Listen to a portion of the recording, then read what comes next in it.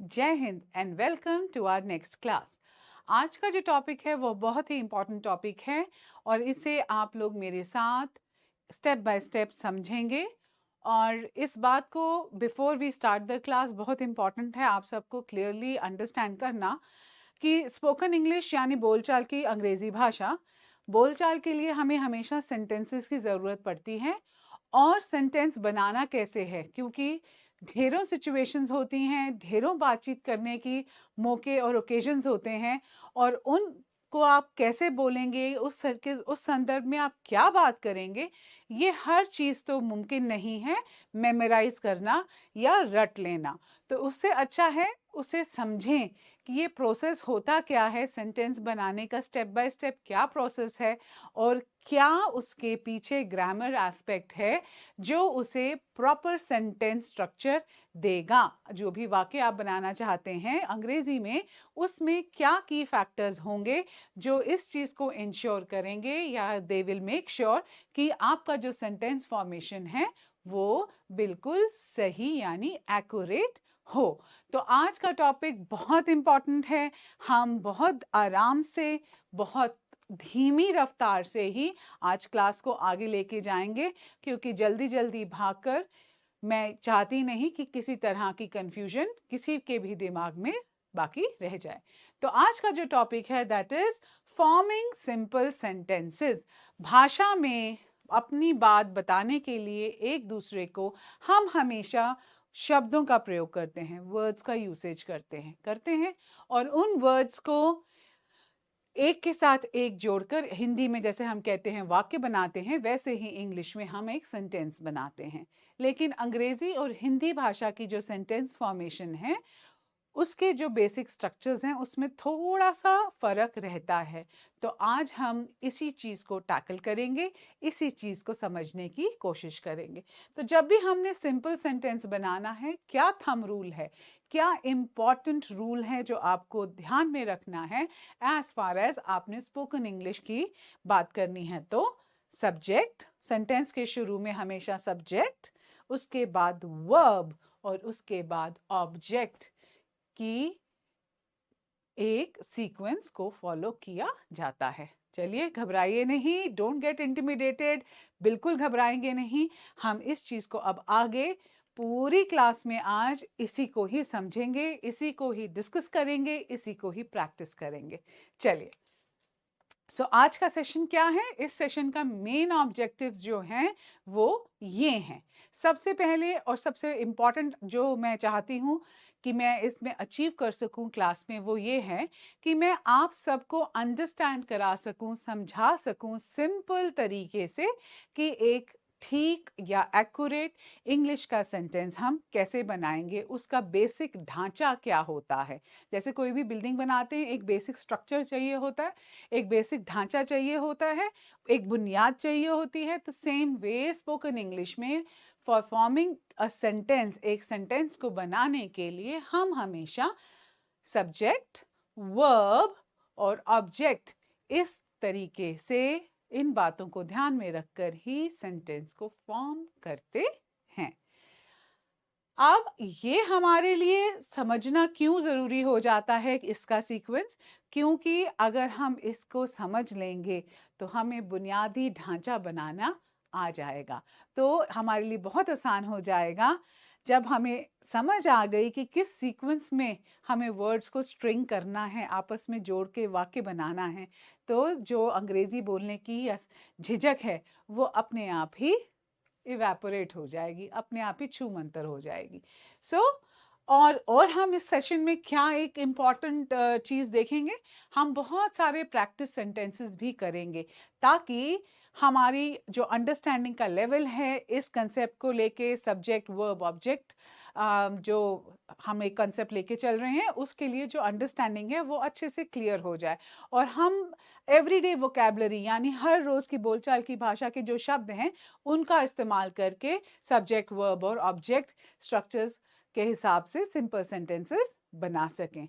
अब जब हम सेंटेंस बना सकेंगे तो बहुत ही एक अच्छी और कॉन्फिडेंस की फीलिंग हमारे अंदर आती है और अल्टीमेट एम इस क्लास का यही है कि by the end of the class आपको लगे कि आप ये कर सकते हैं। आप सिंपल सेंटेंसेस अब फॉर्म कर सकते हैं। ठीक है, चलिए आगे चलते हैं, झिझक तो थोड़ा पीछे छोड़ते हुए। पहले समझते हैं ये SVO होता क्या है। SVO एक शॉर्ट फॉर्म है। किसकी शॉर्ट फॉर्म है? इसमें S का मतलब होता है सब्जेक्ट, V का मतलब होता है वर्ब, और ऑब्जेक्ट का मतलब होता है, O का मतलब होता है ऑब्जेक्ट। तो सब्जेक्ट क्या होता है? सब्जेक्ट होता है जिसके बारे में हम बात कर रहे हैं, है ना? जैसे कोई भी पर्सन, किसी व्यक्ति की बात हो रही होती है, या किसी जगह की बात कर रहे हैं, है ना? या हम किसी चीज या किसी एक्शन की बात कर रहे हैं, है ना? कोई चीज जो एक्शन कर रही है, ठीक है? तो ये हुआ हमारा सब्जेक्ट कि हम किसके बारे में बात कर रहे हैं, ठीक है? और नेक्स्ट आता है इसका पार्ट वर्ब। तो वर्ब क्या है? जैसे हिंदी में क्रिया होती है, अंग्रेजी में काम करने के प्रोसेस को, जो वर्ड हमें दर्शाता है कि क्या काम हो रहा है, उसको हम कहते हैं वर्ब। तो वर्ब यानी क्या एक्शन किया जा रहा है, क्या काम किया जा रहा है, वो उस सेंटेंस का वर्ब हो जाता है। और ऑब्जेक्ट, ऑब्जेक्ट क्या है? ऑब्जेक्ट है कोई भी पर्सन यानी व्यक्ति, कोई भी प्लेस यानी कि जगह, या कोई भी चीज जो उस एक्शन के इफेक्ट को अपने अंदर ले रही है, that is called an object. तो सब्जेक्ट है पर्सन, पीपल और थिंग, या आदमी या व्यक्ति या कोई भी एक चीज जो एक्शन कर रही है, एक्शन यानी वर्ब, और उस एक्शन का जो रिसीविंग एंड है, जिस पे उस एक्शन का सीधा सीधा इम्पैक्ट पड़ रहा है, वो हो जाता है हमारा ऑब्जेक्ट। तो ये तीन ऐसे हिस्से हैं जो बहुत ही इंपॉर्टेंट इंटेग्रल हिस्से हैं सेंटेंस फॉर्मेशन के हिसाब से। आइए अब हम इसके कुछ एग्जाम्पल्स ध्यान से करते हैं। पहला एग्जाम्पल, आई। आई एक ऐसा सर्वनाम है, जैसे हिंदी में सर्वनाम होते हैं, इंग्लिश में हम उन्हें प्रोनाउन कहते हैं। तो आई एक ऐसा प्रोनाउन है या एक ऐसा शब्द है जो मैं अपने लिए भी इस्तेमाल कर सकती हूँ जब अपने बारे में बात करूं। आप अपने लिए भी इस्तेमाल कर सकते हैं जब आप अपने लिए बात करें। तो चलिए, यहाँ हम किसके बारे में बात कर रहे हैं? आई। सब्जेक्ट क्या है? आई। किसके बारे में बात हो रही है? आई।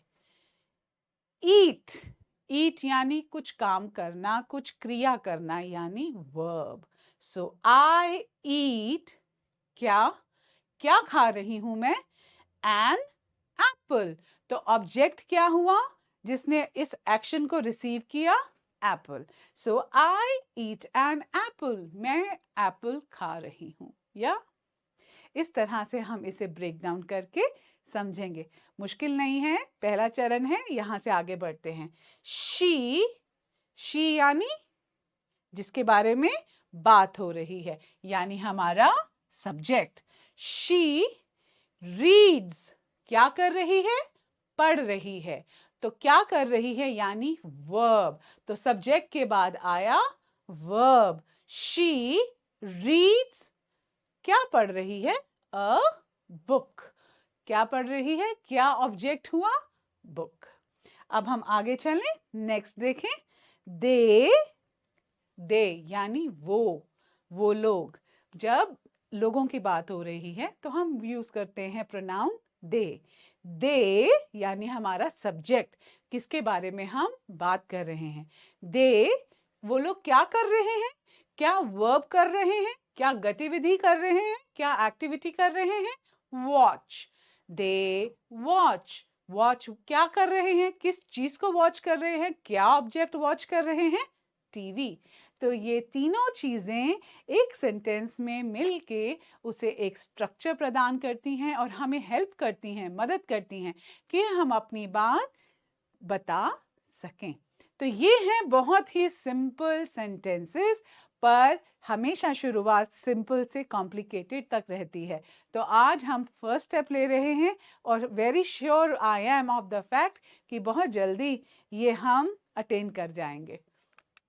नेक्स्ट, अब हम चलते हैं और बहुत से एग्जाम्पल्स को कवर करने के लिए, क्योंकि अब हमें यही अंडरस्टैंड करना है, आज का जो मिशन है इस क्लास का, कि हमें सब्जेक्ट, वर्ब और ऑब्जेक्ट, ये जो स्ट्रक्चर है सेंटेंस बनाने के लिए, इसकी हमें ढेरों प्रैक्टिस करनी है और इसे अच्छे से हमने समझना है।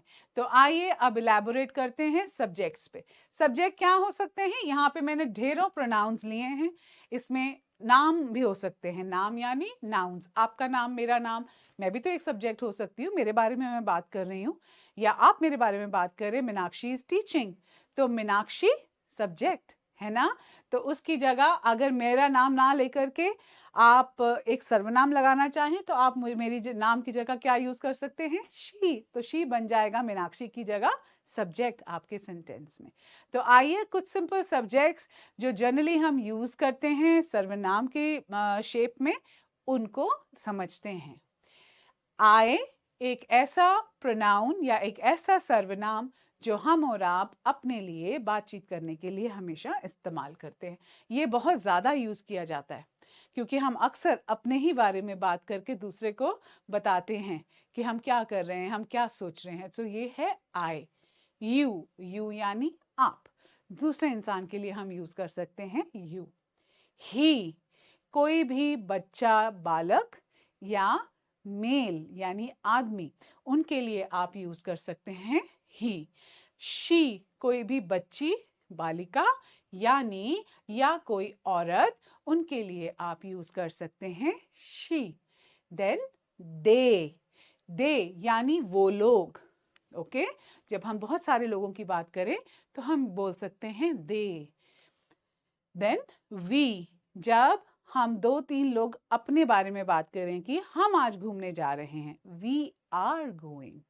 वी, तो मैं और मेरे कुछ साथी ये मिलकर बनते हैं वी। तो आप और आपके कुछ साथी, आप जब ये बात करना चाहेंगे तो आप प्रोनाउन वी का यूज कर सकते हैं। देन माय फ्रेंड, किसी भी सब्जेक्ट के ऊपर हम बात कर सकते हैं, किसी भी इंसान के बारे में हम बात कर सकते हैं, है ना। तो माय फ्रेंड, मैं अपने फ्रेंड के बारे में आज बात कर रही हूँ, तो मेरा सब्जेक्ट क्या हुआ सेंटेंस में? किसके बारे में बात हो रही है? My friend. Next, the cat, why not. तो जैसे हम किसी भी लिविंग थिंग के बारे में बात कर रहे हैं, the cat jumped. Yes, so subject क्या हुआ यहाँ पर? कैट। तो किसी भी सब्जेक्ट को लेकर के हम उससे सेंटेंस बना सकते हैं। ये कोई प्रोनाउन स्पेसिफिक नहीं है कि मुझे एक प्रोनाउन ही यानी एक सर्वनाम ही उठा के सेंटेंस बनाना है। इसकी जगह आप कोई भी सब्जेक्ट ले सकते हैं, अपना नाम, अपने पिताजी का नाम, अपनी मम्मा का नाम, अपने बहन भाई का नाम, कोई भी सब्जेक्ट बन सकता है। किसी के भी तो बारे में आप बात कर सकते हैं। तो जिसके बारे में हम बात कर रहे हैं वो हुआ हमारा सब्जेक्ट। अब हम आते हैं अगले पोर्शन पर जो है हमारा वर्ब। तो वर्ब क्या है कि क्या काम हो रहा है। सब्जेक्ट यानी कौन कर रहा है, और अब आया वर्ब, क्या कर रहा है। ठीक है, कि हमारा जो सब्जेक्ट है वो सेंटेंस में कर क्या रहा है। चाहे वो सो ही रहा है, सोना भी तो एक एक्टिविटी है। तो वो क्या कर रहा है वो हमें पता चलेगा जब हम वर्ब के बारे में समझेंगे। तो वर्ब्स अलग अलग तरह के होते हैं, like eat, he is eating, he eats an apple, उसको खा रहा है, खाना। ड्रिंक, पीना। प्ले, खेलना, कोई भी गतिविधि हो सकती है, कोई भी एक्शन हो सकता है, कोई भी वर्ब हम लगा सकते हैं। सी यानी देखना। देन रीड यानी पढ़ना। बाय यानी कोई चीज खरीदनी, BUY बाय होता है कोई चीज खरीदनी। ये वाला बाय होता है किसी को वेव ऑफ करना, किसी को अलविदा कहना, या किसी को दूर भेजने के लिए जब हम यूज करते हैं बाय, वो अलग है। ये है बाय, BUY, यानी बाजार से सामान लेने को हम बोलते हैं, खरीदने को बोलते हैं buy. Next, make, make me a soup, बनाना, है ना। तो ये बड़े सिंपल सिंपल वर्ब्स के एग्जाम्पल हैं। ये भी लिस्ट बहुत बड़ी हो सकती है क्योंकि हम ढेरों काम करते हैं। आपको समझाने के लिए मैंने कुछ एग्जाम्पल्स आज उठाए हैं। देन हम आते हैं नेक्स्ट पे, जो है हमारे ऑब्जेक्ट्स। ऑब्जेक्ट्स क्या होते हैं? ऑब्जेक्ट्स वो होते हैं जिन पे जो काम सब्जेक्ट ने वर्ब ने जो काम किया वो किस पे किया, वो उन्होंने ऑब्जेक्ट पे किया। तो पिज्जा, पिज्जा, ये पिज्जा नहीं है, पिज्जा, पिज्जा बोलेंगे मेरे साथ तो आपको एक आत्मविश्वास आएगा कि आप करेक्ट प्रोनाउंसिएशन कर सकेंगे। पिज्जा, कॉफी, गेम्स, कोई भी ऑब्जेक्ट हो सकता है, books, a car, a movie, sandwiches, juice. तो कितने तरह की ऑब्जेक्ट्स हैं जो हमारे आसपास हैं, तो वो हमारे ऑब्जेक्ट्स के शेप में हमारे सेंटेंस में बड़े बखूबी फिट होते हैं। आइए अब कुछ एग्जांपल्स देख लेते हैं और थोड़ी क्लैरिटी लाने की कोशिश करते हैं इस कंसेप्ट पे। तो सब्जेक्ट है हमारा ही, यानी वो लड़का या वो आदमी। ही ईट, ईट क्या हुआ, वो क्या कर रहा है, वर्ब। तो ईट हुआ हमारा वर्ब। ऑब्जेक्ट, किस चीज को खा रहा है वो, पिज्जा। सो इस तरह से हमारा सेंटेंस बन जाता है ही ईट्स पिज्जा। ये बड़ा अच्छा सरल एग्जाम्पल है subjects, verbs and object structure को फॉलो करके एक सादा सरल सिंपल सेंटेंस बनाने का। सो ये सेंटेंसेस जो हैं ये आप मेरे साथ स्पीक करेंगे। If you will try speaking this out with me, तो आपकी प्रैक्टिस बेटर हो जाएगी और बार बार बोलने से एक कॉन्फिडेंस भी आता है। चलिए अब तो आइए अब ये सब्जेक्ट, वर्ब और ऑब्जेक्ट का जो बेसिक ढांचा अभी तक हम समझ रहे हैं उसे लेकर के साथ हम और सेंटेंसेस को प्रैक्टिस करते हैं। चलिए तो अब हम आते हैं सेम बुनियादी जो हमारा रूल है उसको अप्लाई करते हुए सेंटेंस बनाने के लिए। बट उससे पहले मैं आपसे बताऊं कि हर भाषा को बोलने का एक रिदम होता है ना। जो हमारी मदर टंग है, जनरली हमारी जो बातचीत का तरीका होता है उसमें वही रिफ्लेक्ट करती है, ठीक है। जैसे मैं एक पंजाबी बैकग्राउंड को या पंजाबी फैमिली से आती हूँ, तो जो पंजाबी बोलने का तरीका है अगर मैं वही लय, वही रिदम इंग्लिश बोलने में लगाऊं तो बिल्कुल ही वो सही साउंड नहीं करेगा। तो नो मैटर बच्चे, जो भी हमारी मदर टंग है उसको जो बोलने का लहजा है, जो लय है, वो इंग्लिश में आप इस्तेमाल नहीं करेंगे क्योंकि ये अलग भाषा है। इसको बोलने का लहजा, इसकी प्रोनाउंसिएशन, इसके रूल्स सब अलग हैं और इस क्लास में हम यही सब सीख रहे हैं। तो अब इन एग्जाम्पल्स को जब मैं समझाऊंगी और एक साथ जब मैं आपसे रिक्वेस्ट करूंगी रीड करने के लिए, तो सारी झिझक छोड़ के आप मेरे साथ इन्हें रीड करेंगे। तो पहले आइए हम इन्हें समझ लेते हैं। वी प्ले फुटबॉल, तो यहाँ में हमारा सब्जेक्ट क्या है, सब्जेक्ट जिसके बारे में हम बात कर रहे हैं वी। कौन खेल रहा है, हम, मैं और मेरे कुछ दोस्त, तो मेरे कुछ साथी। वी यानी आप और आपके साथ 3-4 लोग या 2-3 लोग, उनको आप उनके लिए कौन सा प्रोनाउन यूज कर सकते हैं, वी। तो ये हुआ हमारा सब्जेक्ट। हम क्या कर रहे हैं, वर्ब क्या है, क्या कर रहे हैं, क्या काम कर रहे हैं, खेल रहे हैं। क्या खेल रहे हैं, किस ऑब्जेक्ट से खेल रहे हैं, वी आर प्लेइंग फुटबॉल। तो हमारा सेंटेंस बन जाता है वी प्ले फुटबॉल। अब आप इसको मेरे साथ बोलेंगे सही रिदम में और सही प्रोनाउंसिएशन के साथ। सबसे पहले, ये फुटबॉल नहीं है, बॉल नहीं है, बॉल, बॉल। तो चलिए मेरे साथ बोलेंगे we play football, we play football, we play football. अगले सेंटेंस पे आते हैं। शी यानी जिसके बारे में बात हो रही है, सब्जेक्ट है हमारा।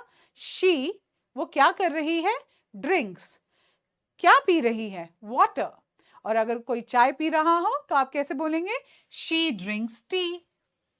यस, तो ऑब्जेक्ट चेंज हो गया, सेंटेंस पूरा ही चेंज हो गया।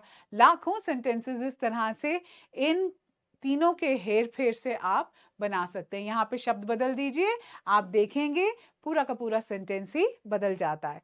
नेक्स्ट पे आते हैं और ये बड़ा इंपॉर्टेंट है इसका, वाटर।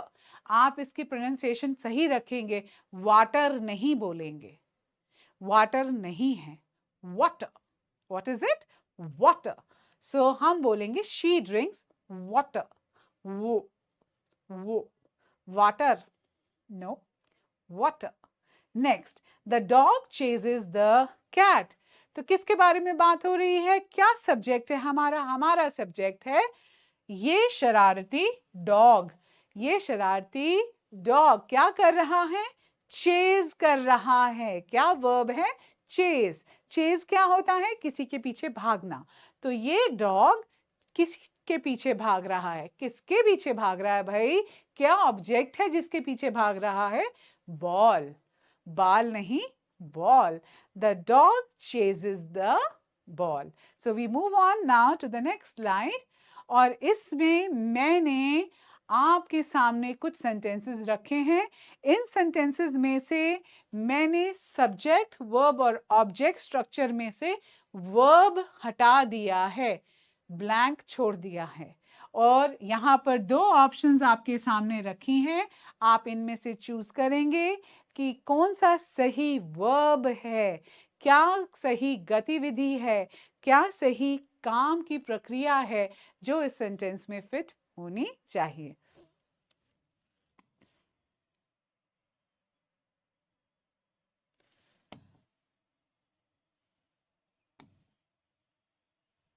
चलिए अब हम करते हैं।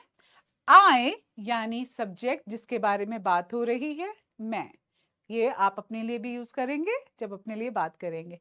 I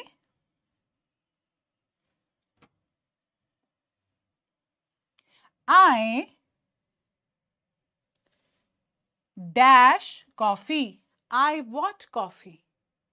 हम कॉफी को क्या करते हैं, ईट कॉफी, खाते हैं, या ड्रिंक। तो यहां पर क्या आएगा, क्या वर्ब आएगा, क्या कर रही हूं मैं कॉफी को, आई ड्रिंक कॉफी।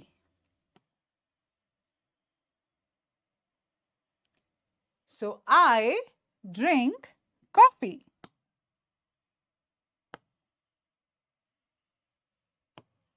चलिए, तो हमारा क्या वर्ड यहां आ जाएगा, क्या वर्ब आ जाएगा, drink. Next, they dash a movie. अब हम मूवी को क्या करते हैं, मूवी यानी पिक्चर, फिल्म, किसी फिल्म को आप देखने जाते हैं, देखने को मूवी के हम कहते हैं वॉच। क्या कहते हैं, वॉच। तो हम दे यानी सब्जेक्ट, किसके बारे में बात कर रहे हैं, उन लोगों के बारे में, दे, वो लोग, डैश अ मूवी, उस मूवी को क्या करने गए हैं, कुक करने गए हैं, खाना बना रहे हैं पिक्चर में, नहीं, क्या कर रहे हैं, they watch a movie. Next, she dash a cake, excuse me, she dash a cake. अब जब हम कोई भी चीज बेक करते हैं जिसमें अवन का इस्तेमाल होता है, बिस्किट्स हैं, ब्रेड्स हैं, केक्स हैं, मफिन्स हैं, इन सब के लिए हम यूज करते हैं कौन सा वर्ब, जो सही वर्ब है, B for baking is B for bakes. So she bakes a cake. तो यहां क्या आ जाएगा, बेक्स। ओके,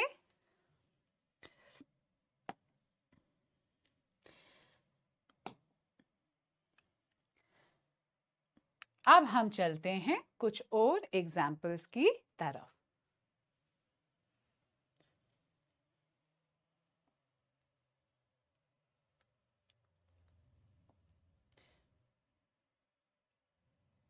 चलिए अब हम आते हैं कुछ और एग्जाम्पल्स की तरफ और इनको देखते हैं और समझते हैं सब्जेक्ट, वर्ब और ऑब्जेक्ट स्ट्रक्चर्स को अच्छे से। आई यानी मेरा सब्जेक्ट जिसके बारे में मैं बात कर रही हूँ, आई क्या कर रही हूँ मैं, रीड, आई रीड, क्या वर्ब है, रीड, क्या रीड कर रही हूँ, क्या ऑब्जेक्ट है, book, I read a book.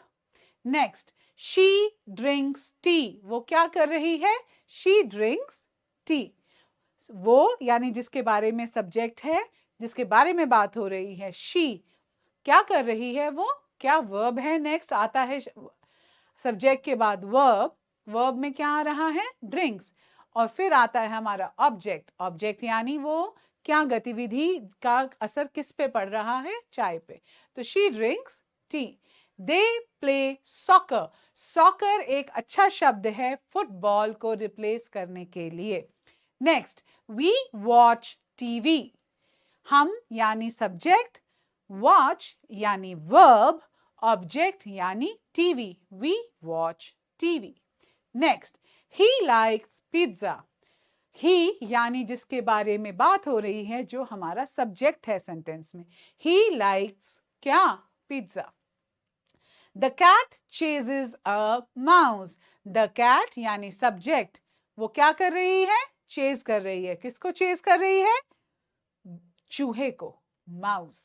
Next, you drive a car. You यानी आप, सब्जेक्ट, ड्राइव यानी चलाना। क्या चला रहे हैं, क्रिया क्या है, ड्राइव। किस चीज को चला रहे हैं, ऑब्जेक्ट किस चीज को चला रहे हैं आप, कार। सो क्या बन गया, you drive a car. The dog barks loudly. जो द डॉग है वो जोर से बार्क कर रहा है। So the dog is your subject, correct. And barks यानी वो क्या कर रहा है, जोर से भौंक रहा है। कैसे, बहुत लाउडली, जोर से भौंक रहा है, जोर से। सो द डॉग जोर से भौंक रहा है। We make sandwiches. हम बना रहे हैं यानी वर्ब, सैंडविचेस। क्या बना रहे हैं, सैंडविचेस। हम सैंडविचेस बना रहे हैं। My friend buys a gift. मेरे फ्रेंड ने एक तोहफा खरीदा। अब हम अलग सब्जेक्ट्स को यूज करते हैं। कहीं कहीं मैंने नाम भी डाले हैं और कहीं अलग सब्जेक्ट्स भी रखे हैं, ताकि आपको समझ आ सके कि बड़ी आसानी से सब्जेक्ट को बदल करके हमारे सेंटेंसेस बदल जाते हैं। तो देखते हैं, जॉन ईट्स ब्रेकफास्ट। जॉन कोई इंसान है, उसका नाम है जॉन। वो क्या कर रहा है, क्या वर्ब है, ईट्स, खा रहा है। क्या खा रहा है, क्या ऑब्जेक्ट है, breakfast. The teacher explains the lesson. Teacher यानी सब्जेक्ट, क्या कर रही है टीचर, एक्सप्लेन कर रही है। क्या एक्सप्लेन कर रही है, एक्सक्यूज मी, क्या लेसन एक्सप्लेन कर रही है, excuse me. The birds sing songs. पंछी गाना गा रहे हैं। The students do homework. तो वर्ब, हमारा सब्जेक्ट क्या है, सबसे पहले हमारा सब्जेक्ट है स्टूडेंट्स। डू यानी कर रहे हैं, वर्ब क्या कर रहे हैं, homework, object homework. Next, my mom कुक्स dinner. मेरी मॉम यानी मदर क्या कर रही है, कुक कर रही हैं। क्या कुक कर रही हैं, dinner. My mom कुक्स dinner. Next, the children play games. बच्चे गेम्स खेल रहे हैं। द चिल्ड्रन यानी कौन, सब्जेक्ट। वर्ब क्या है, पढ़ रहे हैं, स्टडी कर रहे हैं, नहीं, प्ले कर रहे हैं। क्या खेल रहे हैं, गेम्स खेल रहे हैं। Next, the baby cries loudly. बच्चा जोर से रो रहा है। नेक्स्ट, आना राइट्स अ लेटर। एना क्या कर रही है, एना लेटर लिख रही है। तो एना सब्जेक्ट, लिख रही है, राइट्स यानी हमारा वर्ब, और क्या लिख रही है एना, एना लेटर लिख रही है, writes a letter. Then we come to number 9. The chef prepares a dish. Chef कौन होता है, जब आप किसी भी रेस्टोरेंट में खाना खाने जाते हैं या बाहर खाना खाने जाते हैं, तो वहाँ पे जो खाना बना रहे होते हैं उन्हें कुक नहीं बोलते, उन्हें एक अच्छा रिफाइंड वर्ड बोलते हैं। उनका जो वर्ड या प्रोफेशनल वर्ड जो हम यूज करते हैं उनके लिए, वो होता है शेफ। तो शेफ क्या कर रहे हैं, प्रिपेयर कर रहे हैं, बना रहे हैं। क्या बना रहे हैं, ऑब्जेक्ट क्या है, डिश। ठीक है। Next, my sister draws pictures. मेरी सिस्टर, सिस्टर क्या हुई, हमारा सब्जेक्ट। मेरी सिस्टर क्या कर रही है, वर्ब क्या है, ड्रॉ कर रही है। क्या ड्रॉ कर रही है, ऑब्जेक्ट क्या है, पिक्चर्स। सो अब डिफरेंट वर्ब्स के साथ अगर मैं वर्ब चेंज कर दूं तो देखिए आप कैसे सेंटेंसेस का पूरे के पूरे कितने ढेरों सेंटेंसेस हमारी किटी में आ जाते हैं। मेरे साथ साथ आप लोग रीड करेंगे। I clean the room, let's practice the rhythm, बोलने की लय को प्रैक्टिस करते हैं। चलिए, आई क्लीन द रूम, मैंने कमरा साफ किया। शी फाइंड्स हर कीज, उसको चाबियां मिल गईं। वी विजिट द पार्क, हम पार्क गए। ही बिल्ड्स अ हाउस, उसने घर बनाया। दे ओपन द डोर, उन्होंने दरवाजा खोला। द डॉक्टर ट्रीट्स पेशेंट्स, अब इसको कैसे बोलेंगे? The doctor treats patients, the doctor treats patients. So doctor patients को ठीक करते हैं। The artist paints a mural. Next, the chef कुक्स pasta, तो अब शेफ क्या बना रहे हैं? पहले कोई एक डिश बना रहे थे, नाम नहीं बता रहे थे, अब बताया उन्होंने नाम, और वो क्या बना रहे हैं? क्या ऑब्जेक्ट है? पास्ता। ठीक है। Next, the farmer grows vegetables, the farmer grows vegetables.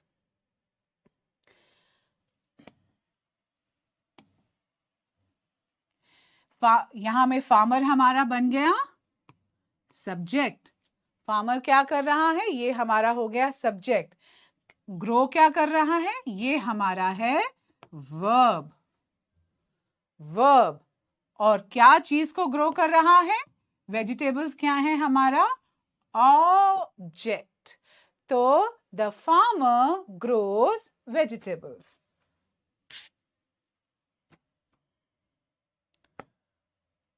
Next, the child reads a story, so ये चाइल्ड क्या है? चाइल्ड हमारा सब्जेक्ट है।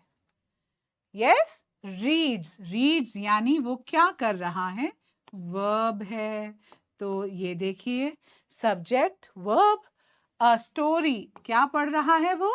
स्टोरी, यानी हमारा ऑब्जेक्ट। तो इन्हीं तीन के साथ इन्हें ही प्रॉपर सीक्वेंस में लगा करके ये ढेरों सेंटेंसेस जो मैं आपको दिखा रही हूँ स्क्रीन पे, वो बनते जा रहे हैं। अगर हम ये समझ गए तो फिर इंग्लिश भाषा को समझना, उसको बोलना कोई भी मुश्किल काम नहीं है।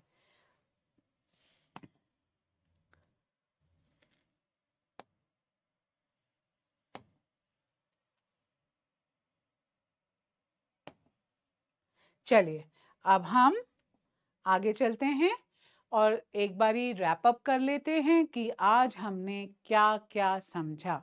तो पूरे सेशन में ढेरों हमने प्रैक्टिस सेंटेंसेस एक साथ किए, आपने बहुत मेरा साथ दिया, और हमने क्या समझा कि इंग्लिश भाषा को सिंपल सेंटेंस बनाने के लिए हम यूज़ करते हैं सब्जेक्ट, वर्ब और ऑब्जेक्ट पैटर्न का।